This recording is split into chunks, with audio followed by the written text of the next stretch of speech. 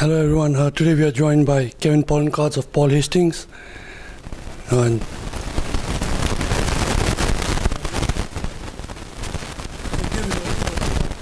EPA has provided a deadline to its states to submit the SPIs by 2016, multi-state SPIs by 2016-17. Do you see the Californian program? Do you think that it will be able to will ARB be able to qualify the Californian program under this, under the Clean Power Plan, or will they have to rush and rush their work with other multi-states to meet the deadline? Well, this was an interesting point of discussion yesterday during the legal workshop that I moderated. We had the Air Resources Board's chief point person, Craig Siegel, on it, as well as a couple other folks who are very closely involved with the Clean Power Plan development and are very concerned with regional partnerships. And the question I posed, I think it was the last question to my panelist, was, is it too late? Is it simply too late in the game right now for California to forge partnerships with other states to submit joint plans? And I think, because the way the deadlines work, as you said, by 2016,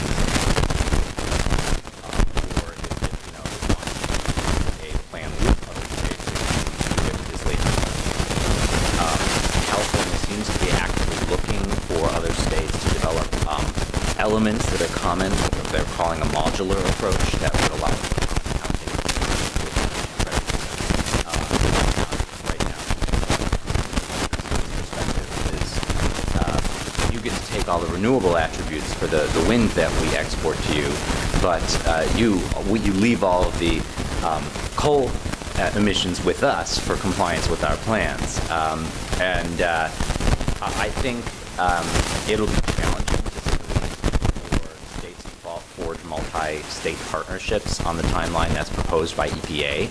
I don't think it's impossible. I think EPA is going to provide as much flexibility as they can in the final rule to try to accommodate states' requests to work together, and if that doesn't happen by the initial plan submittal date, whether it be by 2017 or 2018, I think EPA will hopefully afford flexibility for states to develop partnerships and sync up their plan even once plan implementation has begun. Because speaking very big picture, what we think will likely happen is there are lots of states right now that are not paying attention, don't have their eyes on the ball, and or are just really wondering, well, let's wait to see what happens when the rule is finalized, then let's wait to see what happens in litigation to challenge it, and then we'll get to work.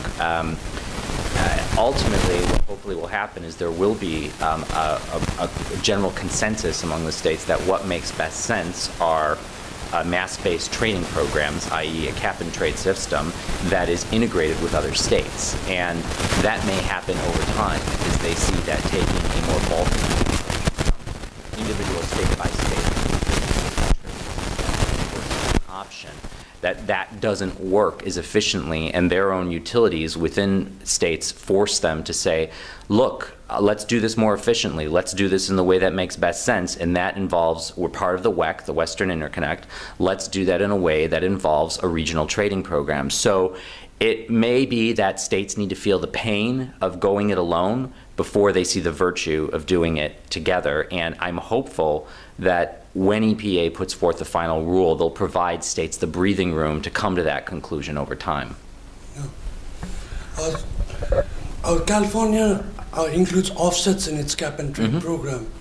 So do you think that compromises its qualification for the Clean Power Plan? No, I don't, unequivocally. I think there were folks who very early on said, well, it's a multi-sector program and that poses problems that are insurmountable towards qualification and use is a primary mechanism to demonstrate compliance with the Clean Power Plan.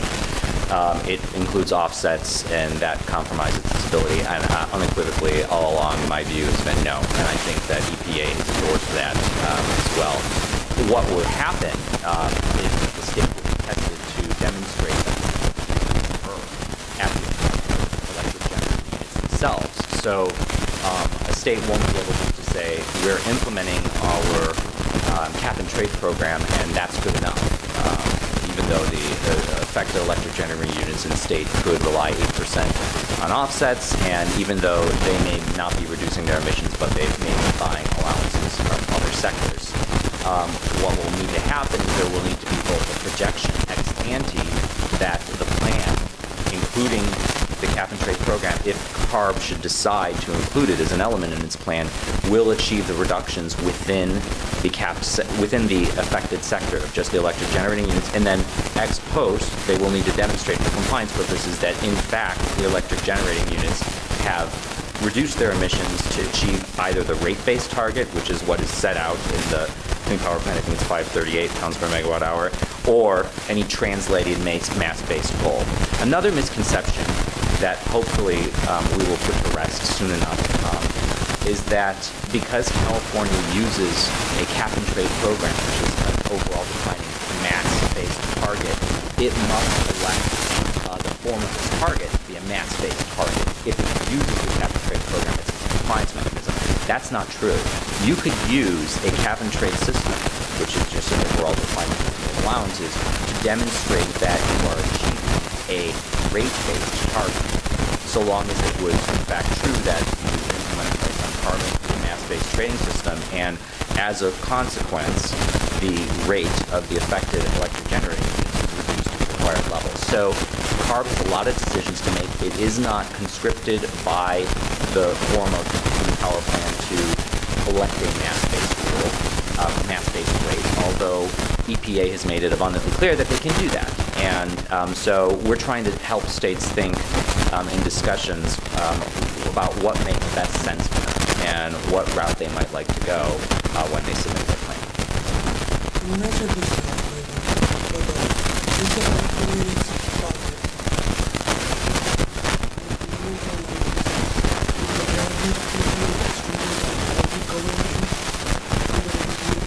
I think the understanding is that with the trajectory California is on today, we will be able to achieve those targets. There are many unanswered questions. For sure, the cap and trade regulation only currently extends through 2020, which is the first year that is included for compliance purposes under the Clean Power Plan. So at the very least, California will need to demonstrate that there will be additional reductions in the plan. This morning's announcements by the governor helps in that respect because it essentially allows, by executive order, ARB to set forth a path to achieve the limit by 2030 of reducing overall emissions 40% below the 1990 level. And so now with that executive order in place, ARB has a clearer mandate to go forward and write a plan that is designed to reduce emissions down to 2030. Otherwise, I think it's very well understood that with the RPS, the portfolio standard, and with the energy measures that are already being implemented, will continue to be implemented, that California likely would achieve the rate-based goal without too much pain. But it does need to continue all of the efforts that are ongoing. So if the California Cap and Trade program does qualify, and ARB does choose to implement the Cap and Trade program, the energy sector under the Clean Power Plan, will that open up legal issues against the Cap and Trade program from, from opposers in other states? Possibly. One thing I opined on yesterday, and my second panel on the legal workshop was that a very interesting thing is when we usually see large cases under the Clean Air Act, they get brought in the U.S. Court of Appeals for the D.C. Circuit because they have a national interest. And so those cases and deciding like litigation challenging the Clean Power Plan, that will be resolved in the D.C. Circuit. However, each plan approval, each time EPA approves a plan of an individual state, that decision is subject to judicial review, and it's subject to judicial review in the Court of Appeals of local jurisdictions. So you could have the 5th Circuit deciding very differently than the 9th Circuit in California as to whether a cap and trade program qualifies for purposes of Section 111B of the Clean Air Act. program, that is a realistic possibility, and that could happen years after plan submission. Does it actually jeopardize the cap-and-trade program? No, I don't think so, because California, the program would still be authorized and valid under state law. It just would, and I don't think this will happen, but if somehow a court were to decide that ARB's EPA's approval of a plan that relied upon the cap-and-trade program was unlawful, California couldn't rely upon it for purposes of 111D. They would need to otherwise demonstrate that they were implementing enforceable emission standards against the affected EGUs, electric generating units. So the cap-and-trade program would still be functional, it would still be authorized, and it would still likely continue to be implemented. I think that's a very low possibility, but there is something.